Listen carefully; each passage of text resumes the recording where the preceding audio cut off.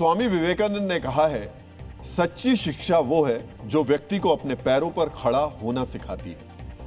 यानी शिक्षा हमें आत्मनिर्भर बनाती है, ना कि जाति के नाम पर लड़ाती है।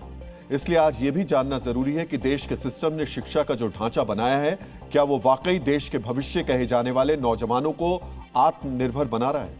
आज ये भी जानने की कोशिश करेंगे कि हमारा एजुकेशन सिस्टम युवाओं को रोजगार से जोड़ रहा है या फिर नहीं। इसके लिए आपके साथ साल 2024-25 के आर्थिक सर्वे की रिपोर्ट का एक हिस्सा हम शेयर कर रहे हैं। इसे बहुत ध्यान से समझिएगा। यह रिपोर्ट बताती है कि देश में सिर्फ 8.25% ग्रेजुएट के पास ही ठीक ठाक नौकरी है। 50% ग्रेजुएट अपनी योग्यता से कम दर्जे की नौकरी कर रहे हैं। मतलब ग्रेजुएशन करने वाला 10th पास की नौकरी कर रहा है, क्योंकि वो ग्रेजुएशन स्तर की नौकरी करने के योग्य है ही नहीं। ग्रेजुएशन और पोस्ट ग्रेजुएशन करने वाले 44% युवा बेरोजगार हैं। यानी ग्रेजुएशन करने वाले 100 में से सिर्फ 56 युवा ही काम कर रहे हैं।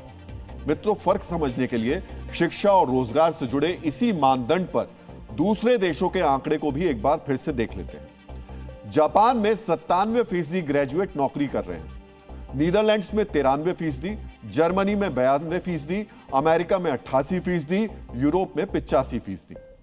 फर्क समझ रहे हैं? जापान में ग्रेजुएशन करने वाले 100 में से 97 युवाओं को रोजगार मिलता है। भारत में सिर्फ 56 नौजवानों को ही रोजगार मिलता है, उसमें से महज 4 ही अपनी योग्यता के मुताबिक काम कर रहे हैं। यानी सिस्टम ने शिक्षा का जो ढांचा बनाया है, ये हम क्वालिटी की बात कर रहे हैं, वो रोजगार नहीं दे रहा है। इसलिए इसमें यानी इसकी क्वालिटी में बदलाव की मांग हो रही है। शिक्षा रोजगार के लिए भी आवश्यक है, इसलिए उसको मिडल जो स्टेज है, उस मिडल स्टेज से ही चीज़ों को जोड़ना, टेक्निकल एजुकेशन, उसको मैकेनिकल एजुकेशन, उसको तमाम तरह का इस तरह की चीज़ें जो है उसको मिले, जिससे कि जब वो 12th के बाद निकले तो वो बीए में पहुँचते पहुँचते भी कुछ करने की, कुछ उसको अलग से, कुछ उसको उसके अंदर जो है क्वालिटी डेवलप हो जाए, कुछ विशेषता उसके अलग से आ जाए। अब सोचिए, आज के दिन गाइडलाइन किस विषय पर जारी होनी चाहिए? छात्रों को बांटने के लिए या शिक्षा में सुधार और उसे रोजगार से जोड़ने के लिए? देश और युवाओं के हित में गाइडलाइन तो एजुकेशन क्वालिटी में सुधार और उसे रोजगार से जोड़ने के लिए ही जारी होनी चाहिए थी। लेकिन गाइडलाइन जारी हुई, उससे विवाद बढ़ा और अब उसकी जो तस्वीरें हैं वो प्रदर्शन के तौर पर सड़कों पर दिखाई दे रही हैं। राष्ट्रपिता महात्मा गांधी ने कहा है कि शिक्षा का अर्थ है बालक के शरीर, मन और आत्मा का सर्वांगीण विकास। क्या यूजीसी जैसे अकादमिक एजेंसियों ने जो एजुकेशन सिस्टम बनाया है वो नौजवानों का सर्वांगीण विकास कर रहा है?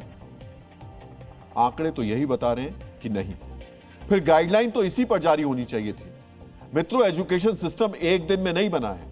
देश की आजादी के बाद से आज तक यानी 89 साल में यह सिस्टम बना है। इसलिए आपको आज का शिक्षा का जो हाल दिख रहा है वो एक दिन का नहीं है। 80 साल में दुनिया में शिक्षा को लेकर क्या हुआ, अब जरा इसे भी समझ लेते हैं। जर्मनी ने व्यावसायिक शिक्षा पर फोकस किया। वहां छात्रों के लिए शिक्षा का डुअल सिस्टम है, यानी पढ़ाई के साथ ही कंपनी में ट्रेनिंग मिलती है। नतीजा यह है कि जर्मनी में 92% ग्रेजुएट्स को नौकरी मिलती है। फिनलैंड में कौशल आधारित एजुकेशन सिस्टम है। यहां छात्रों को थ्योरी के साथ स्किल सिखाई जाती है। इसका फायदा यह है कि फिनलैंड में 88% ग्रेजुएट्स को नौकरी मिलती है। वहां कुल रोजगार का आंकड़ा 70% से भी ज्यादा है। सिंगापुर जैसे छोटे देश ने शिक्षा को और आधुनिक बनाते हुए इसे आर्टिफिशियल इंटेलिजेंस से जोड़ा है। सिंगापुर 2022 में PISA रैंकिंग में नंबर 1 रह चुका है। यहां 87% ग्रेजुएट्स को नौकरी मिलती है।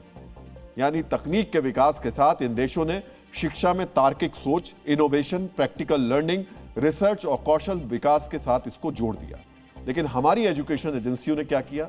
हमारे यहां अब भी फोकस थ्योरी, लर्निंग यानी जो रटंत विद्या होती है, रटना, उस पर ही अभी तक केंद्रित रहा है।